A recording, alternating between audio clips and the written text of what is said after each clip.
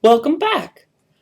We're going to start with developing a fundable idea next. Now, there are honestly a lot of ways to start a grant project. It can be with your idea, or it can be with the funding opportunity. They're both good starting points, and they both have to interact a lot to get to the final project, because the odds are good that the exact project you want to do and the projects that the sponsor wants to fund won't match up perfectly. So expect to be adjusting your plan, your mock plan, as you go through learning modules 1 through 4. But for our purposes, we'll be starting with developing the idea, because your idea, or your lab or work team capabilities and ideas, will have a big effect on what funding opportunities you can look for, so that will guide us through the next few modules. In general, sponsors want to make some sort of improvement to something, and most of them want a big improvement, not just an incremental one. This can be a challenge because research typically tends to focus on incremental changes. In science, we try one thing and see if it works. If it doesn't work, then we try another variant on that thing and see if it works, and so on until we find a variation that does work. It's a systematic process, but it's hard to describe the everyday process of research and development or of science to non-researchers. And most sponsors answer ultimately to non-researchers.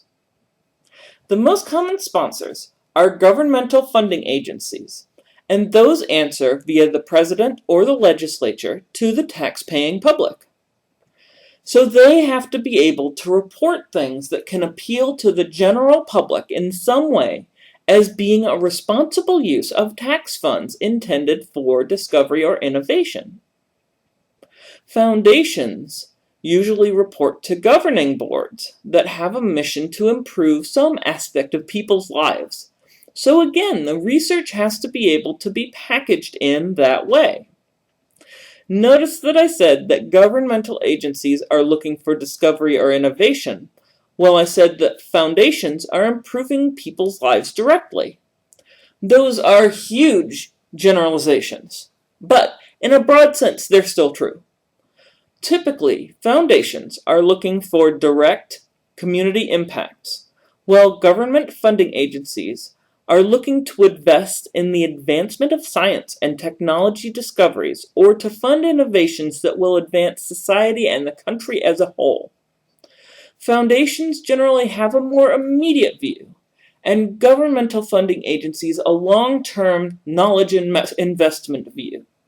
Broadly, very generally. So, start with your thinking about a fundable idea with that kind of context. What do you or your team work on? What kind of work are you expecting to do in your career? If you aren't sure yet, consider looking at some job advertisements and then exploring what that employer does. Or look at projects and discoveries in your textbooks and classes and consider what went into making those projects go through. The goal we're working towards trying to create a mock project, a pretend project you might do. In your PSM program, you're probably already thinking in practical, professional science ways, so that's good. It makes it easier. For my pretend idea, I'm going to go with a recent announcement in biotechnology, a novel approach to lung regulation. A researcher identified a new pathway in lung fluid uptake which interacts with cystic fibrosis and may interact with chronic obstructive pulmonary disorder. You can imagine, though, that the past history of this discovery was years of lab work to track down the right pathway. So that's how you can think about fundable ideas. Your team might be working on lung cell fluid uptake pathways, but what does that mean? What will it affect? Everything in the body affects something, so you're working on it for a reason. Thinking about that reason is an important place to start. You can't convince the average person on the street to care about lung cell fluid uptake and regulatory mechanisms. But the reason that we cared, the end game like this project had, lung health improvement, cystic fibrosis, chronic obstructions, those are things that many people care about. So now think about the application of a discovery like this.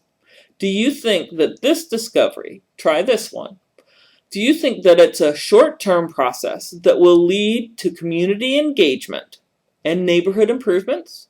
Or do you think it's a long-term process towards developing a new procedure that may make nationwide or even global improvements to the population at large? Which one is this? If you said long-term, as a lot of science tends to be, and large-scale population impacts, you have the right idea for this project. Knowing that, we can guess that governmental sponsors are more likely than foundations as grant sources. So you would think in a similar way about your imaginary project that you're going to concentrate on while you work through these modules. Now, in the future of this real discovery, they're going to be moving towards developing a monetized pharmaceutical process, and that's a whole other complicated issue. Since we're just now learning about grants, we can't get into things like the complex government, nonprofit, industrial partnerships that are involved in the commercialization process. So I'm thinking more of the past of this project than the future of it. A project like this goes through many cycles of grants over its lifetime.